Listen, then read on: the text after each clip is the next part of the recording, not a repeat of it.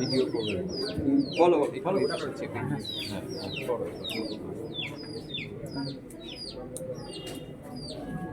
আমি রবিউল বাসার এবং আমার পার্টনার ভাই, আমরা যে মডেল তৈরি করেছি সেটা হচ্ছে সাইক্লিং এগ্রিকালচার বা চক্রাকার পথে কৃষিকাজ।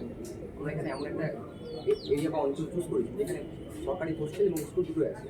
তো আমাদের এই অঞ্চলের মধ্যে পোলট্রি ফার্ম আছে, কাউ শেড অর্থাৎ গরুর খামার আছে, পুকুর আছে, মাছ চাষ করে এবং চাষের জমি আছে। যেখানে পুকুরে মাছ চাষ, পুকুরের মাছ, জমির ফসল এবং শাকসবজি, পোলট্রি ফার্মের পোলট্রি মাংস এবং ডিম এবং গরুর ফার্ম থেকে দুধ, যে খাবারগুলো আমরা পাবো সেগুলো এই হোস্টেলের স্টুডেন্টদের জন্য সহায়তা দেওয়া হবে। তাছাড়া এখানে আমরা কোনো রকম রাসায়নিক সার বা কীটনাশক ইউজ করবো না চাষ করার। আমরা এখানে পোলট্রির যে মল, সেই মলটাকে আমরা রাসায়নিক সার হিসেবে ব্যবহার করতে পারি। তাছাড়া এখানে পোকা লাগার একটা ব্যবস্থা, পোকা লাগার সম্ভাবনা থাকতে পারে, যে পোকা লেগে যেতে পারে গাছে, তখন আমরা নিম পাতার রস বা গোবরকে জলে গুলে আমরা দিয়ে দিতে পারি, যার ফলে পোকা লাগবে না। এবং আমরা মাছের খাবার হিসাবে এখানে যে উৎপন্ন রাই হবে, সেই রায়ের যে খোল, ধানের ভাঙার সময় যে খোলটা পাবো, সেই খোলটা মাছের খাবার হিসাবে ব্যবহার করা হবে।